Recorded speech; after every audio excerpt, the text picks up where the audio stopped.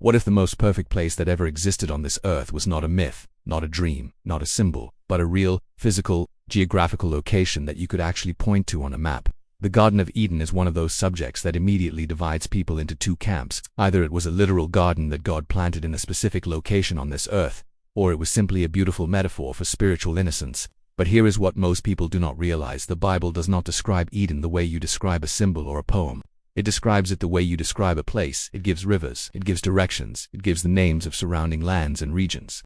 And when you take those geographical details seriously and start mapping them against what we know about the ancient world today, something extraordinary begins to emerge that will completely change the way you read Genesis chapter 2. Genesis chapter 2 gives us more geographical detail about the Garden of Eden than most people have ever stopped to notice. It tells us that a river flowed out of Eden to water the garden, and that from there it divided into 4 separate rivers. The first river is called Pison, described as flowing around the land of Havilah where gold is found. The second is called Gihon, said to flow around the entire land of Cush. The third is the Tigris, specifically described as flowing east of Assyria. And the fourth is the Euphrates, a river that still exists today and that every person with basic geographical knowledge can locate on a modern map right now. These are not vague poetic descriptions. These are specific, named, locatable geographical markers that the original readers of Genesis would have immediately recognized and understood. God was not describing a dream. He was describing a real place on a real earth. The fact that the Tigris and Euphrates are 2 of the 4 rivers of Eden is the single most important geographical clue in the entire passage, and it points us directly toward one specific region of the world. Both the Tigris and the Euphrates are real, existing rivers that flow through modern-day Iraq and Turkey. They are among the most historically significant rivers in all of human civilization. They define the region that ancient historians called Mesopotamia, which literally means the land between the rivers. This is the same region where the earliest known human civilizations emerged, where writing was first invented, where the first cities were built, where agriculture first developed on a large organized scale.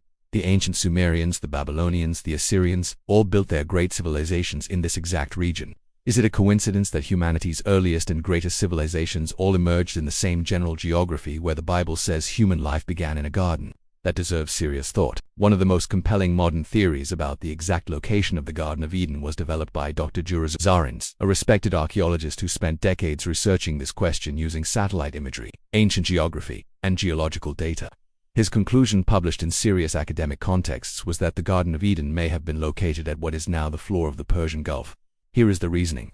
At the end of the last ice age, sea levels around the world were significantly lower than they are today. The Persian Gulf, which is relatively shallow, would have been largely dry land during that period.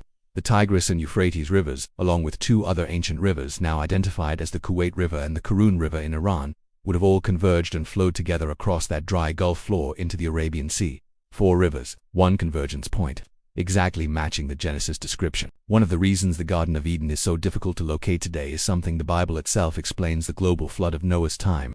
Genesis describes a catastrophic worldwide flood that covered the entire earth, reshaped landscapes, redirected rivers, buried geological formations under enormous layers of sediment, and fundamentally altered the physical geography of the entire planet. The world that existed before Noah's flood was literally a different world geographically. River systems that existed before the flood do not necessarily correspond to river systems that exist today. Mountain ranges shifted, coastlines changed. Land masses that were above water before the flood may now sit beneath oceans. This means that even if we knew the precise coordinates of Eden before the flood, those coordinates might now be pointing at the bottom of a sea.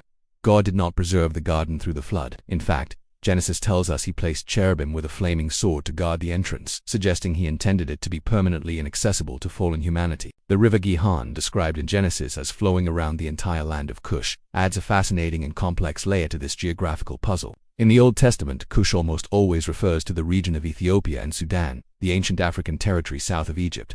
This creates an immediate geographical challenge because if the Gihon flowed around Cush, which is in Africa, while the Tigris and Euphrates are in the Middle East, how could all 4 rivers have originated from the same single source in Eden?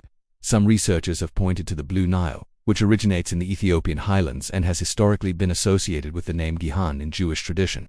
The ancient city of Jerusalem also had a spring called Gihon, suggesting the name was used for multiple water sources across the ancient world.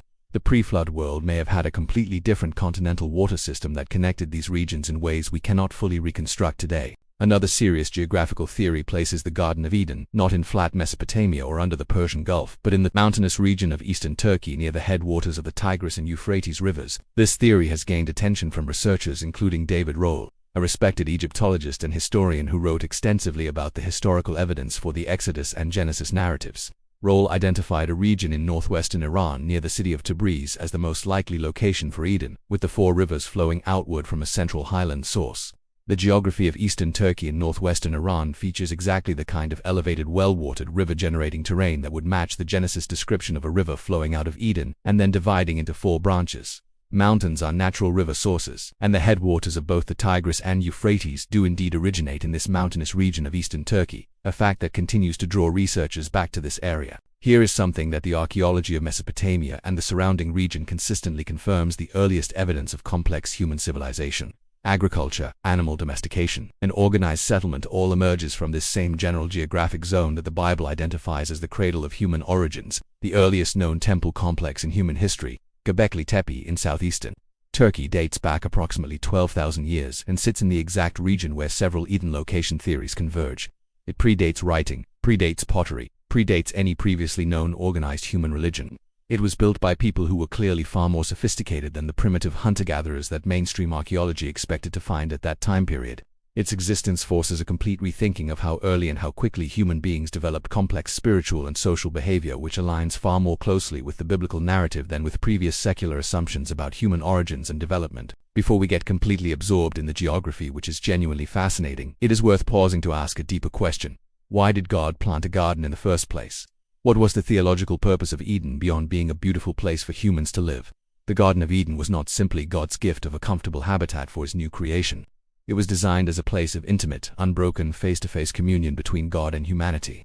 It was the original sacred space, the first temple, if you want to think of it that way. God walked in the garden in the cool of the day. He spoke directly with Adam and Eve. There was no barrier, no separation, no distance between creator and creation.